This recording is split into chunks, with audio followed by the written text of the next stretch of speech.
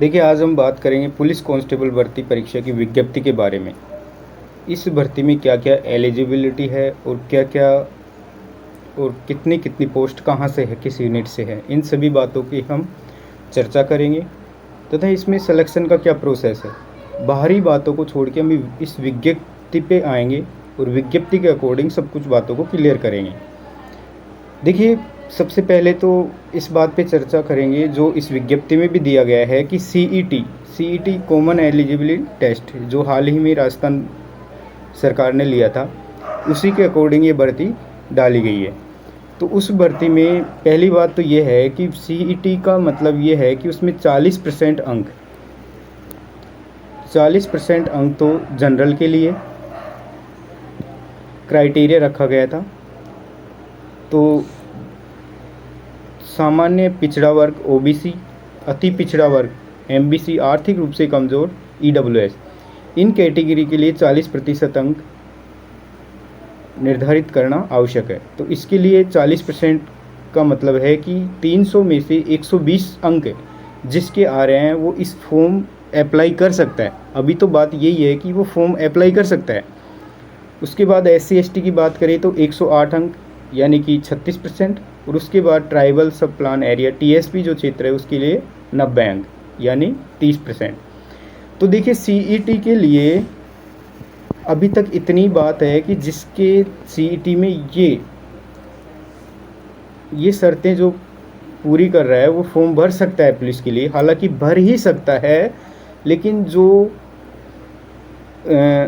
Police विभाग ने बताया कि उस पहले फिजिकल होगा।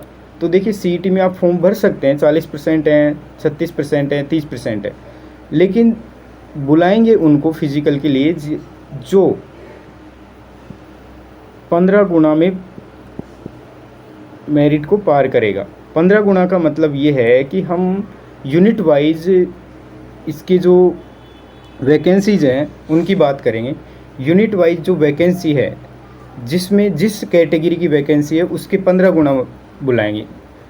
सपोज करो कि जैसे जयपुर कमिश्नरेट में 10 जगह जनरल की है, तो 10 का 15 हो गए 150, तो 150 बच्चे तो जनरल कैटेगरी के बुलाएंगे। अब मान लो 10 जगह ओबीसी की है, तो 10 का ओबीसी का हो गया 15 गुना 150, तो 150 बच्चे उसके। मान लो इसको एससी कैटेगरी के 5 पोस्ट है, तो 15 गुना 75 हो गए, तो 75 बच्चों को वहाँ बुलाएंगे। ऐसे एमबीसी के मान लो 3 पोस्ट है, तो 15 3 45 बच्चे एमबीसी के बुलाएंगे। इस प्रकार से कैटेगरी वाइज बुलाएंगे।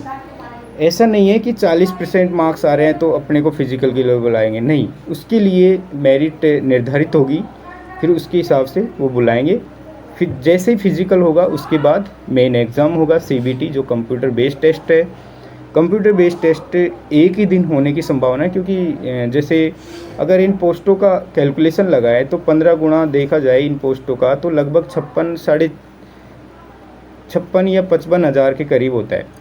तो इन पोस्टों के हिसाब से इतने फिजिकल के लिए बुलाएंगे। उसमें से मान लीजिए 40-45 हज़ार बच्चे ही क्वालिफाई कर पाएंगे, क्योंकि जिनके सीईटी में नंबर अच्छे हैं तो ज़रूरी नहीं है कि उनकी फिजिकल अच्छा हो। इसलिए इसमें जिनके सीईटी में नंबर अच्छे आ रहे हैं उनके सिलेक्शन के आसार अधिक हैं, अगर वो फिजिकल की तैयारी कर लेते हैं पहले। और देखिए, पुलिस मुख्यालय ने विज्ञप्ति तुरंत निकाली है, तुरंत अधिसूचना जारी की है। उस हिसाब से भर्ती प्रक्रिया में ज़्यादा समय नहीं लगेगा और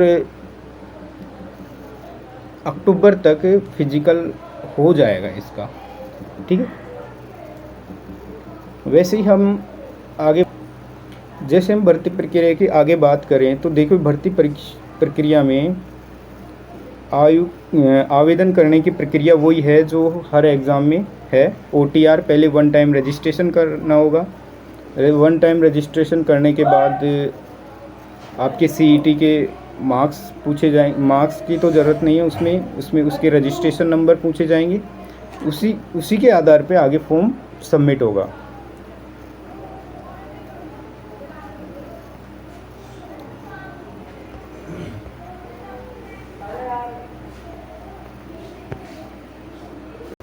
देखिए, भर्ती प्रक्रिया के अंदर जो आवेदकों को छूट दी गई है वो 1 साल की छूट दी गई है। वैसे जनरल के लिए देखिए, जनरल के लिए होती है वो 23 साल होती है, ठीक है।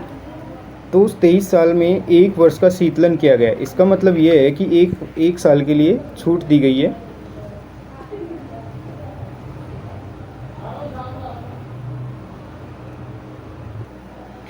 देखिए इम्पोर्टेंट बात ये है कि परीक्षा होगी जो सीबीटी बेस्ड होगी। सीबीटी का मतलब है कि computer based test. Computer based test में अंदर 150 क्वेश्चनों का ये पेपर होगा। तो 150 क्वेश्चन देखिए, सामान्य कांस्टेबल, सामान्य इंटेलिजेंस आईबी और दूरसंचार जो टेलीकम्युनिकेशन है उसके लिए 150 नंबर का पेपर होगा। दक्षता परीक्षा उसके लिए ज़रूरी नहीं, दक्षता परीक्षा नहीं होगी।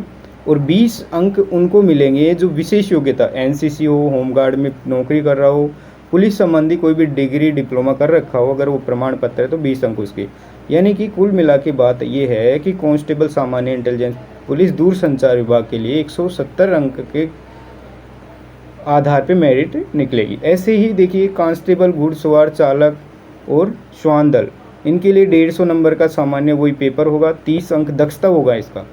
घुड़सवार, चालक, ड्राइविंग के लिए उनसे ड्राइविंग करवाई जाएगी। घुड़सवार के लिए घोड़े पर बैठ चढ़ना आदि की दक्षता होगी, उसके 30 अंक है, यानी 180 अंक के आधार पे मेरिट बनेगी। कांस्टेबल बैंड के लिए क्या है कि इनका टेस्ट एग्ज़ाम नहीं होगा। कांस्टेबल बैंड के लिए 30 अंकों के आधार पे होगा इसका, और ये चीज़ इसमें लागू नहीं है एनसीसी वगैरह, ठीक है। ऐसे ही हम आगे देखते हैं।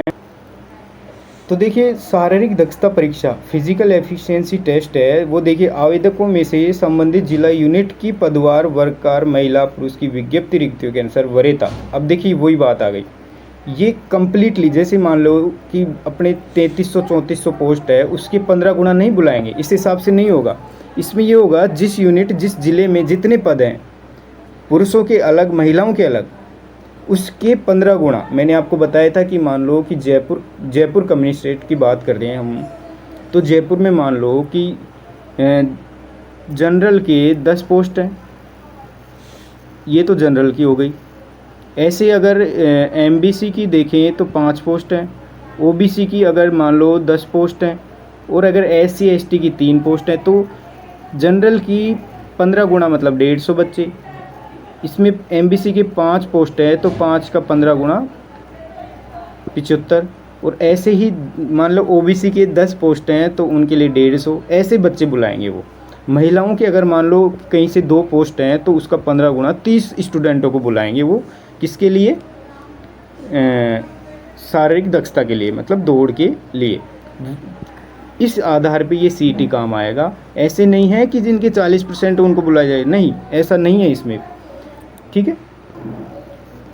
देखिए जो इनके लिए शारीरिक दक्षता परीक्षा होगी वो देखिए कांस्टेबल, सामान्य जीडी के लिए, इंटेलिजेंस आईबी के लिए, चालक, ड्राइवर, बैंड, घुड़सवार, श्यान दल और पुलिस, दूरसंचार, टेलीकम्युनिकेशन, इन सब के लिए वही 5 किलोमीटर की तो रेस होगी सबके लिए।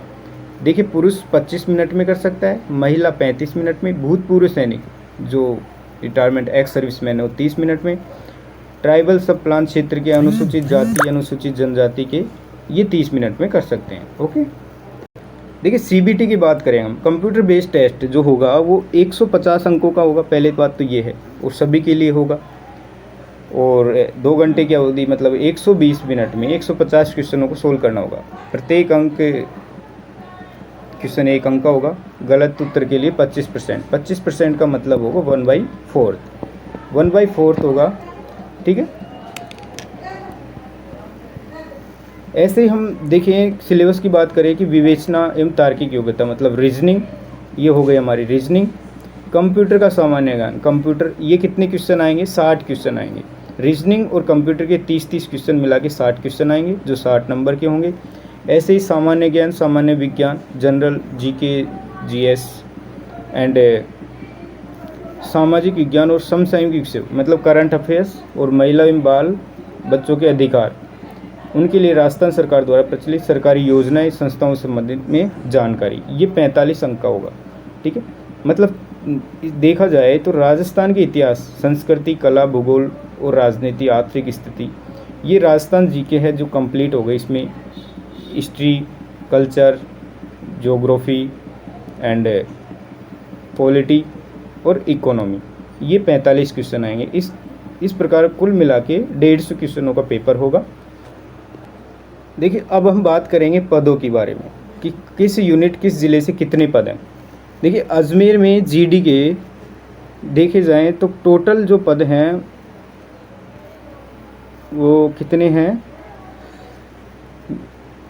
पुरुषों के सामान्य पुरुष के लिए 10 पोस्ट हैं वो कुल मिलाकर 13 पोस्ट हैं सामान्य की।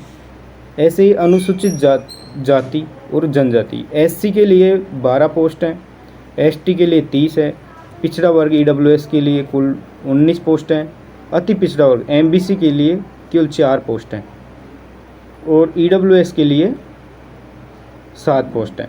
इस हिसाब से सभी यूनिट की पोस्ट हम देख सकते हैं और जहाँ से हमारी पोस्ट ठीक ठाक है उस हिसाब से